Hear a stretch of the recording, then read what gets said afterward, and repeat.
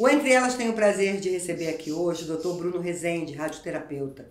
Ele vai contar umas novidades pra gente excelentes. A gente acabou de saber. Até agora era quase segredo, mas aqui no Entre Elas a gente conta tudo pra você. Não é isso, Marilene? É isso aí. Doutor Bruno, é um prazer enorme te receber aqui hoje.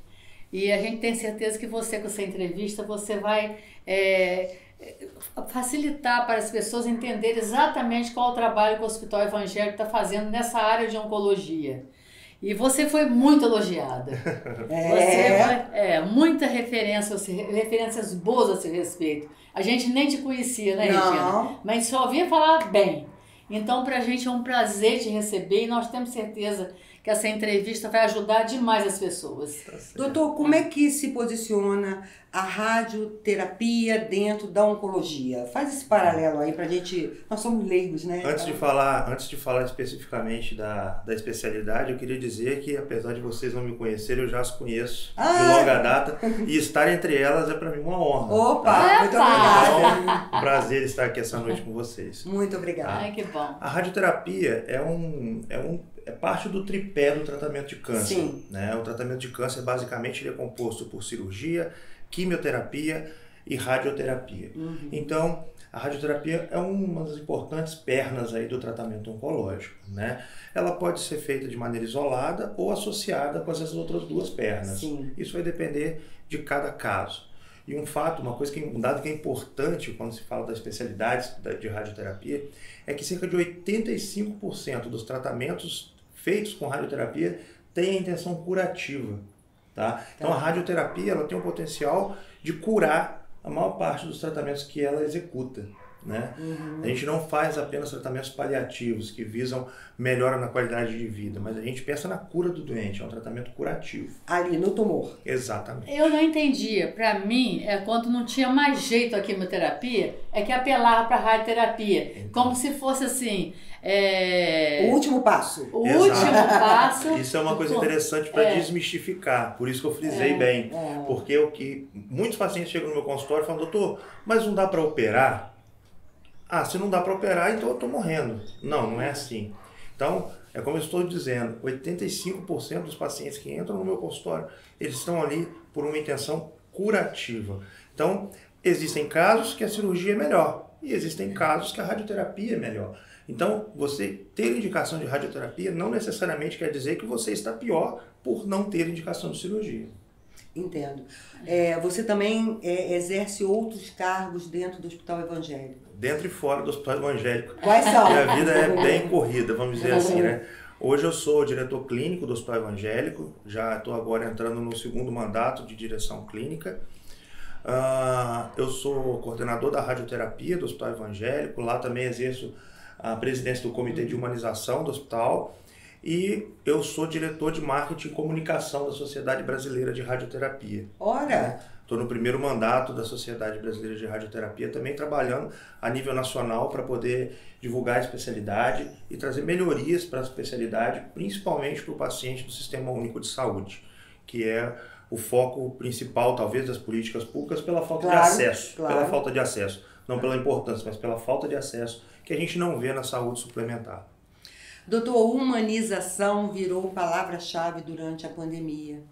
E nós vimos iniciativas belíssimas, como, por exemplo, a mudança de identificação do paciente. Né? O paciente não era só o paciente fulano de tal, que apresentava um quadro tal, que a febre tinha baixado ou aumentado. Não! Passou a ser o seu fulano de tal, que torce pelo Flamengo, que mora no bairro tal, que gosta de falar do cachorro dele. Eu queria saber se isso também chegou ao evangélico. Olha, isso na verdade, eu entendo que isso não pode sair de lugar nenhum, né? A humanização ela é a base. Tão lindo, sabe? A humanização é a base de tudo, né? Dentro e fora dos hospitais. Mas dentro do hospital, isso tem que ser o grande pilar, né? O paciente ele tem que ser bem acolhido, porque como eu sempre digo para o meu doente, quando ele fala que está sendo bem tratado, eu digo, você já viu o funcionário tratar mal o patrão? Né? Boa. Afinal de contas, o paciente é o motivo pelo qual eu estou ali. Boa. Então não faz o menor sentido na minha concepção tratar mal ou subjugar aquele pelo qual você está fazendo o que está fazendo, né? Então, a humanização é a base de tudo. Eu acho que o respeito às pessoas, o respeito ao paciente e a qualquer outra pessoa, ele tem que ser primordial em qualquer atividade. E quem trata câncer, como eu estava dizendo ainda há pouco para você, agora. Eu entendo que uma pessoa que não tem humanização na alma não pode tratar câncer. Não pode tratar ninguém, mas menos ainda o câncer. Porque o câncer é uma doença que não atinge apenas o paciente. O câncer é uma doença que atinge a família, atinge os amigos. É verdade. Porque a primeira coisa que a pessoa que tem câncer pensa é que ela está morrendo ou que ela vai morrer. Assim. Porque era um diagnóstico de morte, né? Exato. Se a gente pegar a década de 70, 80 ali, quando uma pessoa anunciava que ia morrer, ela falava, tô com câncer. Você já sabia que os dias dela estavam contados. Isso mudou? Mudou muito? Olha, eu sou uma pessoa otimista. Eu não sou pessimista nem na minha vida pessoal, nem na profissional. Então eu entendo que o diagnóstico de câncer eu vejo de uma maneira um pouco diferente. Dependendo de como ele é feito, ele é uma bênção. Ele não é uma maldição, como eu digo para os pacientes. Nossa! Por quê? Porque você tem que fazer o diagnóstico no momento correto, tá? No momento adequado. Isso é um problema no Brasil, porque a gente ainda faz muito diagnóstico tardio. Tá? E por isso que tem essa mística de que o câncer é a doença da morte, quando na verdade não é. A maioria dos cânceres são curáveis. Tem doenças muito mais graves que não recebem o nome de câncer e que não trazem esse medo para as pessoas. Tá? Então esse medo, principalmente nos países subdesenvolvidos, como é o caso do Brasil, ele é tido por uma ineficiência do sistema, não pelo diagnóstico propriamente dito. Porque se eu diagnostico um câncer de mama, por exemplo, de uma mulher, e esse câncer de mama é diagnosticado de maneira inicial, essa mulher tem mais que 95% de chance de cura. Entende? Então, eu entendo isso como uma bênção. Você diagnosticar um câncer de maneira precoce e conseguir oferecer para a mulher mais de 95% de chance de cura, isso é uma bênção. Qual o momento mais difícil na relação com o paciente? É o diagnóstico. É quando você fala para a pessoa, você tem câncer. Esse é o momento mais difícil. Doutor, por que as pessoas da minha geração não usavam essa palavra câncer? Tá com mal, tinha medo de falar. Medo. Né? Não falava. Agora eu tô sentindo assim, as pessoas mudou. Tá se falando câncer naturalmente. E para falar a verdade para você, não vou falar sim ou não, né? Eu vou falar você, tá? Eu já vou sair dessa entrevista tão feliz aqui hoje, porque para mim, radioterapia era cuidado paliativo. Pois é. Isso era claro para mim. Era paliativo. Fazia quimioterapia, fez a cirurgia. Dali partia para quimioterapia. Não deu certo, vai para a radioterapia e se preparar, porque isso aí é o paliativo, é o fim. Então isso aí já desmistificou o que eu pensava. E eu acredito que a maioria das pessoas pensam assim. Com certeza. Porque não é esclarecido exatamente o que é a radioterapia. Ela é mais invasiva do que a quimioterapia, ela tem mais efeitos colaterais. Qual é a diferença?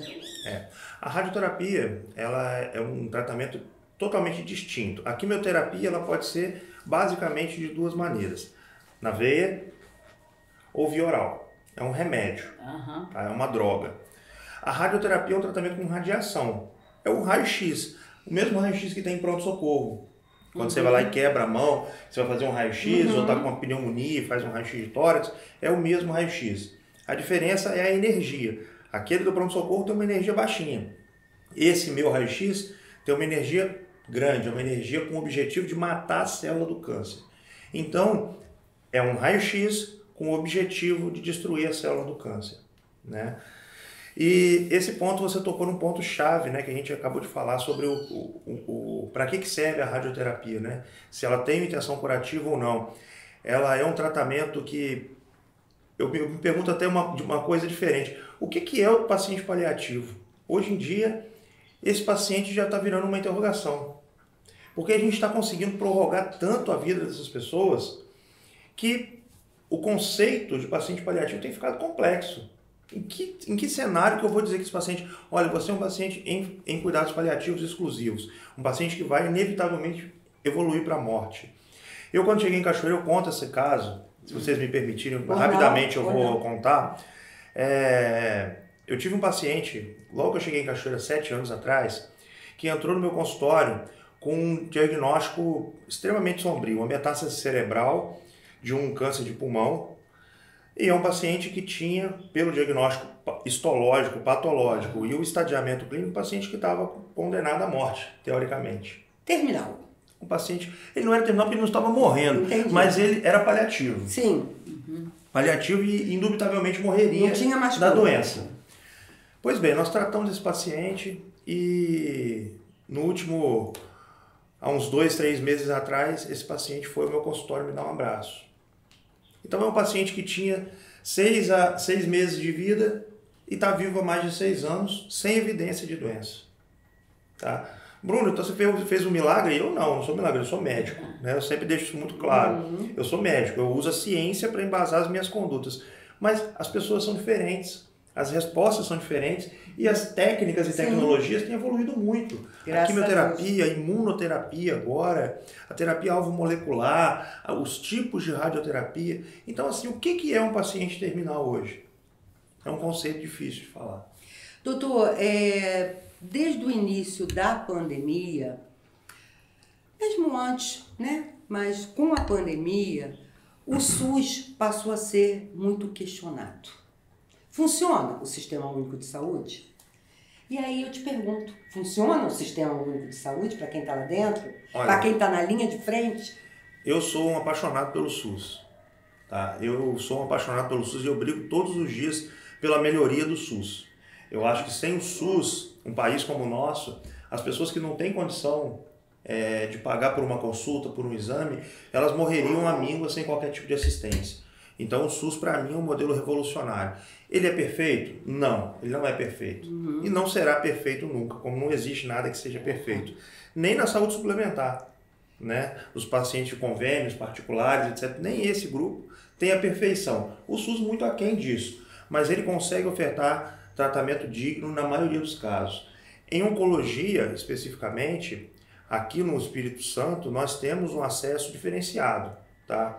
Aqui no sul do Espírito Santo, mais especificamente o nosso nicho, é o Hospital Evangélico que cuida desses pacientes. Sim. E eu falo isso de boca cheia, com muito orgulho, de que o sul do estado tem um serviço de oncologia. Sim. Que cuida das pessoas e oferece aquilo de melhor e mais moderno que tem gente nos que pacientes. vem, inclusive, de longe. Para se tratar aqui, é verdade mesmo. Eu tenho recebido muitos pacientes do Rio de Janeiro, por exemplo. Eu já recebi pacientes da Bahia, até do Ceará eu já tive paciente, para você ter ideia. Então, eu já conheci uma pessoa de Rondônia, conheci dentro do Hospital Evangélico, que veio de Rondônia para tratar aqui. E, assim, avião e tal, tudo pago pelo SUS. Que beleza. Então, o TFD, o tratamento fora de domicílio. O evangélico, o evangélico ele é um referencial no tratamento do câncer. Sem dúvida. Quais são os futuros planos do hospital diante dessa realidade? E outra coisa, a demanda de câncer tem aumentado? Sem dúvida, a demanda de câncer aumenta ano a ano. O principal fator relacionado ao aumento da incidência de câncer é a idade. Felizmente, nós estamos vivendo mais. Sim, né? isso aí. Nós estamos vivendo mais, mas também estamos nos expondo mais e tendo mais câncer. Então, a incidência ela é crescente. Pensando nisso, o Hospital Evangélico ele está brigando dia e noite, brigando no bom sentido, óbvio, para construir o serviço que vai ser referência no sul do estado do Espírito Santo e vai ser modelo, se Deus quiser, no Brasil, que é o Hospital de Câncer de Cachoeiras da Pimirim. Nossa! Que novidade! Nossa! Sem dúvida. Então, vai ser um hospital que já tem projeto pronto. Ele vai ser construído ali mesmo, do lado ali? Vai ser em frente, onde é o estacionamento hoje do hospital. Sei. Né? Então, uma obra com mais de 20 mil metros quadrados, 120 leitos de enfermaria, 20 leitos de CTI, 4 salas cirúrgicas, um hospital 100% SUS na sua internação. Só vai internar ali pacientes do SUS. Então, vai ser com certeza um hospital, não para o dia de hoje, mas um hospital para os próximos 20 anos. E esse já tem um projeto? Como é que tá isso? Isso agora a gente quer saber. Vamos lá. Não, eu só quero falar uma coisa. Se partiu de lá e partiu de uma administração do Wagner Medeiros Júnior, eu acredito que vai. Porque eu acho ele um administrador nota 1000. É verdade, Marilene. Wagner é fora do comum. É verdade. É o hospital referência, porque você não ouve falar uma crítica do hospital evangélico. É impressionante, tá? Desde ali daquela sala, teve um dia que eu cheguei naquela sala ali, que eu fui levar alguém para ser atendido no pronto-socorro. Quando eu cheguei naquela sala ali que atende quem recebe a emergência ali, sim. Que eu vi aquela sala, eu falei, gente, eu não estou acreditando. Era um lugar tão bonito que não parecia um hospital. Então, a partir dali, depois veio um médico e veio outro, e veio outro. E não é assim não, meu marido fez uma cirurgia de coração lá também, e o atendimento foi maravilhoso. Depois eu fiz até uma crônica agradecendo a equipe toda. Então a gente percebe o seguinte, todo mundo muito envolvido. E esse envolvimento geral significa que há uma administração forte, boa, confiável, que os médicos se sentem seguros ali dentro. A gente percebe que existe tudo. É um hospital que só cresce, né? Que só cresce. Cresce e melhora a qualidade do atendimento. Eu costumo dizer que não tem time bom sem um bom líder. Né? Isso aí. A gente viu o Flamengo quando estava com outro treinador. Apesar de tricolor, eu sou obrigado a reconhecer. Reconhecer que realmente na hora que botou um treinador certo, pronto. É verdade. Mas o Wagner é uma pessoa que... eu posso falar de cabeceira, uma pessoa extremamente dedicada, competente e que ele tem o olho, uma visão além do alcance, como eu costumo brincar com ele, né? O próprio Hospital do Câncer e todos os outros avanços que o hospital conseguiu fazer nos últimos 30 anos, a gente deve muito ao Wagner. Então, eu acho que não apenas nós médicos devemos, não. O sul do estado do Espírito Santo e o estado do Espírito Santo devem a esse grande gestor que é o Wagner. Eu conheço pacientes que vieram de Una, Guaçuí, Alegre, sem sabe? O tratamento aqui. Mas como é que tá essa coisa do Instituto do Câncer? Doida pra saber. O Hospital do Câncer, ele já vai ser o Hospital do Câncer. A gente chama hoje Hospital do Câncer, ainda não tem oficialmente um nome definido. Ele já é um sonho antigo, um sonho que não começou a ser sonhado agora. Ele já é sonhado desde o começo, né? Mas que agora começa a tomar mais corpo. No ano retrasado, nós conseguimos uma parte de emenda parlamentar da bancada capixaba, da bancada da legislatura anterior ainda, de 25 milhões de reais. Tá? Esse dinheiro foi pago no ano passado para o governo do estado do Espírito Santo, sob gestão do governador Renato Casagrande, e já está no cofre desde então. Né? O Estado, infelizmente, é uma máquina burocrática. Né? O Brasil empaca na burocracia em todo momento. E nós temos mais de um ano que esse dinheiro está lá parado nos cofres do governo do Estado do Espírito Santo, esperando a burocracia acabar para começar a liberar esse dinheiro e a gente começar a obra. Agora parece que a esperança é que nós já estamos nos 99 do segundo tempo para o início da liberação desse recurso. Então, assim que esse recurso começar a entrar na conta do hospital, a gente começa a obra. O projeto está pronto, está lindo, humanizado, muito rico em relação ao carinho que foi feito e as técnicas e tecnologias que vão ser empregadas nesse hospital. Vai ser um serviço totalmente novo, de quimioterapia, de radioterapia, de cirurgia oncológica, de internação, de CTI. Capacidade de atender quantas pessoas? Nós vamos ter 120 leitos de enfermaria. Tá? Que vai atender a população crescente, como eu te disse, dos próximos 20 anos. O sul do estado não vai faltar vaga. Não existe esse negócio que não tem vaga. A vaga vai existir por muitos anos. Qual a sua participação nesse Hospital do Câncer? Vamos colocar. O que você vai fazer lá? Me conta tudo. Conta tudo pra gente. Um sonho desse tamanho não se sonha sozinho e não se transforma em realidade sozinho. Então, tem uma série de pessoas que estão tão envolvidas quanto eu. Dr. Pulido, doutora Sabina, doutor Anderson Zerboni, falecido Dr. Paulo Brunoro tinha esse sonho também desde muito tempo, que foi o nosso pioneiro, foi quem construiu a oncologia em Cachoeiro no início, e por aí vários outros colegas, Dr. Tiago, Dr. Rogério, Dr. Rafael, enfim, eu não vou nem continuar citando o nome porque vai faltar alguém. A nossa equipe é muito grande, e eu sou mais um operário desse time, entende? Hoje eu sou diretor clínico do hospital. Provavelmente o hospital não fique pronto, certamente não ficará pronto sob minha gestão na direção clínica, mas quem me sucederá, espero que consiga inaugurar essa grande obra, tá? E eu continuarei lá, servindo o hospital e ao povo do Espírito Santo como especialista em radioterapia, tentando oferecer sempre o serviço de melhor qualidade e mais humanizado possível. Enquanto estou na direção, e certamente depois, trabalharei de maneira árdua para que isso se concretize de maneira mais rápida possível, porque a gente tem pressa. Doutor, será que essas obras começam agora em 2022? Eu tenho forte esperança de que sim.